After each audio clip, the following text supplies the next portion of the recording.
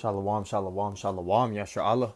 First and foremost, I'd like to give all glory, honor, and infinite praises to Yahweh, Bahashem, Yahweh Shai, Bahashem, Chodash, the wondrous beloved elders and the apostles at Great Millstone that taught me this truth. Wa, peace, and salutations to all you hopeful elect document out there laboring that are pushing this word in truth and in sincerity.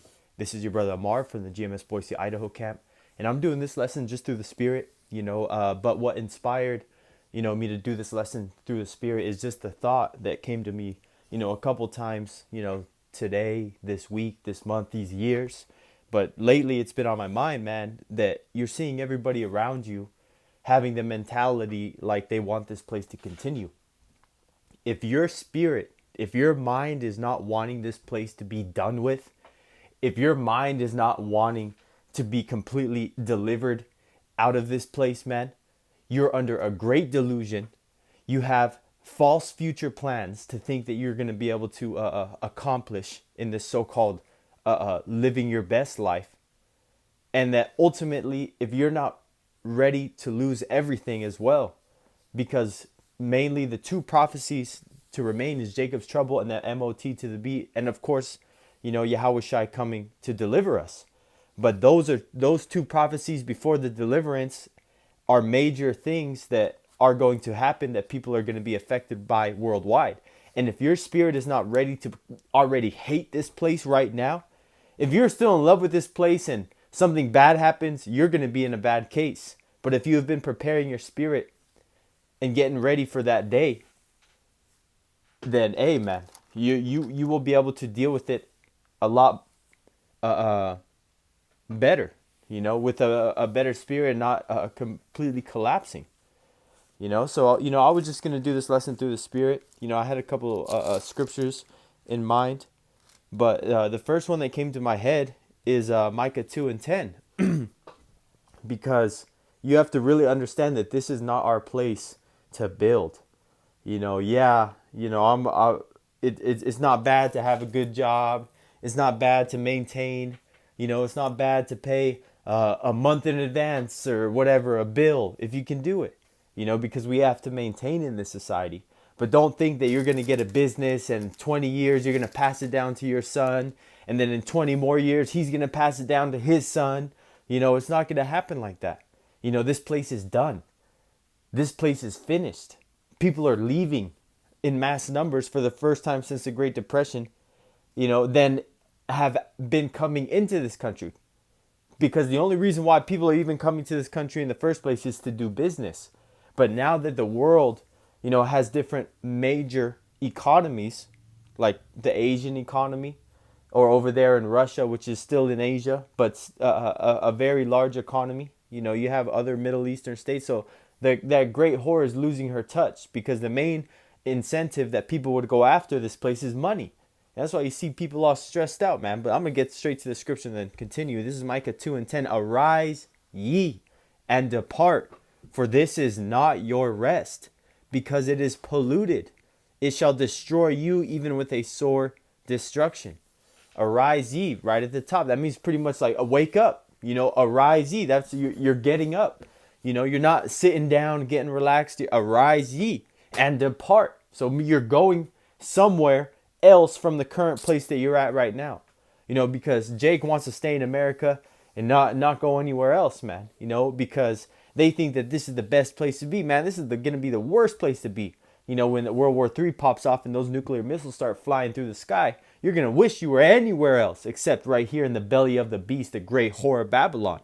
And that's why it says, the fourth word in this scripture says, depart. Arise ye and depart, for this is not your rest. Pursuing to the curses of Deuteronomy 28, where it says that we will be the head, tail, and he will be the head. Because these are curses that affect us to this very day. And what I want to continue with this is why. Because it is polluted. That's what the scriptures say. Polluted. Your bread's polluted. The women are polluted. The air you breathe is polluted. You're dealing with different chemicals that are polluting your own body before you can even speak your own word. As soon as you leave your mother's matrix, you're getting poked. Your umbilical cord is getting snipped so you can't get all the oxygen in. So baby down the line doesn't have the immune system to fight off the heavy metals that they got pumped into it. Now it's got, the tism.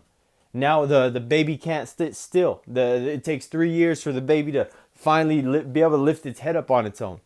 Some sort of ailment, man. Mentally not stable. Maybe their body's okay, but they just got to fidget their hands in circles over and over again when they're in public, man. Some weird stuff, man. That's this devil.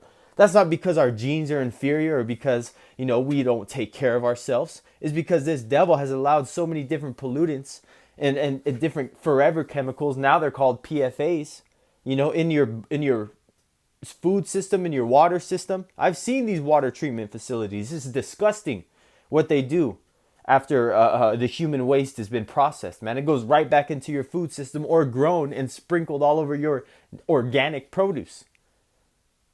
And that's why it's polluted, man. You got microplastics in your nuts. And they did a study on breast milk. Breast milk actually was found to have microplastics in it. So before these babies are even able to, grow into an adult body, they have consumed a credit card amount of plastic first a year of their existence. And I could go into Chat GPT because it's actually been a while since I looked into that statistic. I can't remember what the increment, whether it's 3 months, 4 months, or every 30 days. It's something stupid like that you ingest that amount of microplastics. So if they tell you it's that much, it's actually probably even more. But continuing through this, this is a Micah 2:10. Arise ye and depart, for this is not your rest, because it is polluted. It shall destroy you. It shall destroy you. So if you're sitting in a place where you're trying to live the American dream, or you're over here from the tribes to work in America so you can go back to your home country and live a long life with all the money that you made here in Babylon, man, it shall destroy you, man. So if you're infatuated with this beast, if you will give up everything to continue your normal life, you will take the mark of the beast and you will ultimately be fucking melted here, man. But that's why we're here. The prophets are here to shine light on the situation through the scriptures and tell you why these things are destroyed. And who destroyed them? Because you got enemies. You so-called Negroes, Latinos, and Native Americans. You need to understand that the white man, the Edomite, the self-proclaimed white man, is your enemy. And he's gunning for you. And he's going to get one last hurrah before the end of his rulership. So if he has rulership to do whatever he wants, and he has free reign to start tagging and bagging you, Jakes, throwing you in the back of a fucking moving van, stacked high with bodies because he's out there gunning anything down that don't got the charagma or what have you. Anybody that is not going to these certain FEMA zones to get quarantined, whatever it is, man. We've seen the movies. You've seen the post-apocalyptic movies. It's going to be like that, but worse. That's just a way that artists can visualize it on a fucking TV screen for you people to see it, man. For the prophets to see it and to tell you actually what it is, man. Because those directors, like they say, art imitates life, is found because majority of their ideas come from the scriptures and what is happening right now. So whether you think it's entertainment, because there's many of movies that, you can go off. You can go off The Matrix, The Terminator series. You can different movies that you don't even think about, like the new Toy Story. The new Toy Story was about getting kids disconnected from technology because all the kids were hypnotized by the technology and it took away their creative ability to even play with toys outside. So little subliminal messages, or even the second Black Panther movie when you had Niamor, which was representing the northern tribes, and then you had the Wakanda dude, representing the southern kingdom, Judah. But continuing, because hey man, this is not what we want. This is not the end all be all. We want the kingdom established. But for our kingdom to come, this kingdom must fall. And it's not your kingdom, you so-called Negroes, Latinos, and Native Americans, that's falling. It's these damn heathens. It's the white man's first and foremost. It's these damn Edomites that fucking blasted their pasty ass face all over the mountains, talking about Mount Rushmore, that destroyed native lands, that purposely built dams and man-made lakes over predominantly Judite, Reubenite, or Levite villages, towns, economic hubs, Black Wall Street, Rosewood. Not to mention, all the land that they took that from, which was the Gadites. This land was all Gadites and northern tribes, man. So if you think that this place is going to get better or this is the end all be all, man, you are delusional. Continuing, it shall destroy you even with a sore destruction, man. And that sore destruction is ultimately what's going to be those thermonuclear missiles, the boils that are going to be on these people's bodies because they took the MOT to the B, the radiation, whether it's a poisoning or a frequency that gets blasted to you. It's gonna really affect you people badly. But you're gonna see the prophets out here, the men of Yahweh Bashim Yahushai, their families, their children, the friends of the prophets. You're gonna have the remnant that's gonna be saved and destined for salvation. Even through Jacob's trouble when everybody else is getting it, man. But this is 2 Ezra 8:54. Many great miseries shall be done to them that in the latter time shall dwell in the world. Why? Why is great miseries going to happen to these people? The scripture is going to say, continuing, because they have walked in great pride. Why are these people being prideful? Because they cannot accept what the prophets are telling them. Whether we may not be PC, we may be not formal in the environment that we are teaching you this, because we are on the sides of the streets. We're on YouTube. We're on a little park with a little pop-up camera stand doing a lesson into deep things, man. That the average mind that's not geared towards rulership can even begin to comprehend. And you have men easily going through these scriptures and describing to you people what's going to happen. And those are the prophets, starting with our elders and apostles on down, to the different elders, to the regional heads, call halal Yahweh Bashim Yahushai, the body, and that exceedingly great army has been risen. And it's only going to get bigger until the kingdom is established here on earth. Thus saith the Bible. More people are going to believe. They're going to see miracles, men with spiritual powers. Can't forget that. You're going to see angelic beings hovering over certain houses, beaming people up and dropping supplies, protection. However, I'm just speaking as a man. However, the angels are going to intervene, causing everybody to evaporate before us. Nothing but their boots are left or something. They got wiped out. All they see is two little bones sticking out boots that are standing in a perfectly upright position because it happened so quick. Because the angels just chopped them down, man. Whatever it is, man, these people are going to start to believe in mass numbers. So continuing, 2 Ezra 8 and verse 50 again, for many great miseries shall be done to them that in the latter time shall dwell in the world, because they have walked in great pride. So that's a balance, man. You got great pride? All right. You're going to get many great miseries. So that's a balance. Continuing, verse 51. But are you supposed to feel bad for these people? Hey, man, we're men. It might tear your ass up seeing the first family get mowed down by some marauder of Edomites, man. But the Lord is going to put a spirit in you for you to understand and to keep going, because that's their judgment. These people were pork eating, white Jesus or Talmud, freaking Catholic rosary, whatever it is, man. The most wicked people that would mock you, that wouldn't help you, that even went out of their way to make your life a little bit harder, called the cops on you because you were blocking their street view or whatever it was, man. These are those people. But don't get it twisted, man. Whoever is righteous is going to be tested as well, because this is the final, what's called the hour of temptation, so that we can prove our love to Yahweh Bashim Yahushai, even though there's no such thing as free will. But you need to understand this has to play out.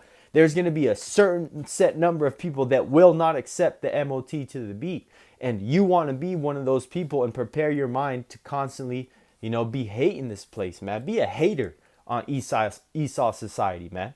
Appreciate your benefits, count your blessings, be thankful that you have food in the fridge, a roof over your head, certain support group. Like if you are amongst the brotherhood, a great millstone or an affiliate, There's so many blessings that you can count. So don't think that you're just going around with negative. Oh, I hate that. But man, you're not participating in it, man.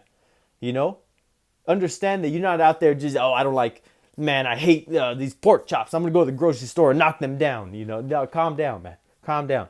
you're gonna get locked up. But do what you got to do, Jake.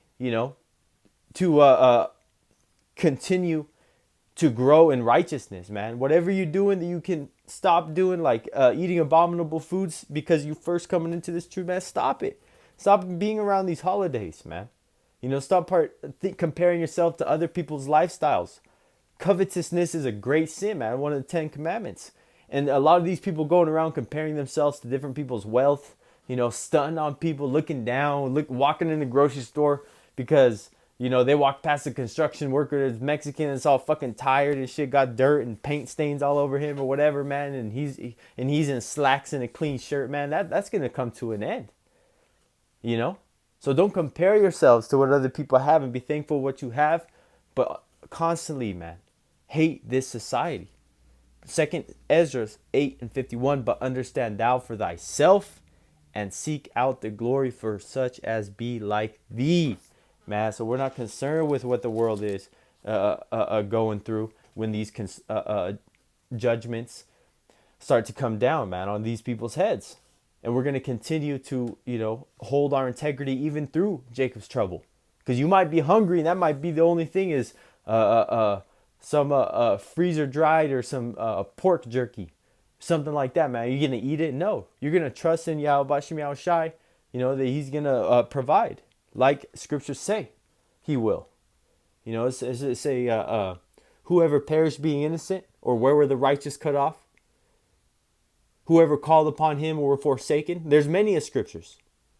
And I just want to get this: hate with perfect hatred. Hate them with perfect. I know it's in Psalms. Psalms 139 and 22. I'm going to back up one. This is Psalms 139 and 21. Do not I hate them, O Lord Yahweh, that hate thee? And am not I grieved with those that rise up against thee? I hate them with perfect hatred. I count them mine enemies. So that's what the main point of this lesson, to hate this place, man. And to have that spirit to ready to let go of everything that you've invested in this society. Because nothing is yours. Not even you belong to you. Your spirit. Because you have been bought with a price. Especially if you were an Israelite. Only if you're an Israelite you've been bought with a price. Because only the blood of Yahushua is only covering the Israelites' sins. Because only the Israelites can sin. You other heathen nations aren't even a topic in what we're talking about when it comes to the Bible. Other than wait your turn for slavery in the kingdom of heaven. For servitude under the Israelites for eternity. And point blank period. That's it. We're going to treat you a lot better than Esau. That's all you need to know. And these other nations are going to get in line. Hey, but Lord willing that this lesson was edifying unto the elect. Till next time, I would like to give all glory, honor, and infinite praises to Yahweh, Bahashim, Yahushai, Bahashim, Chadash, and double honors to beloved elders and the apostles at Great Millstone that taught me this truth.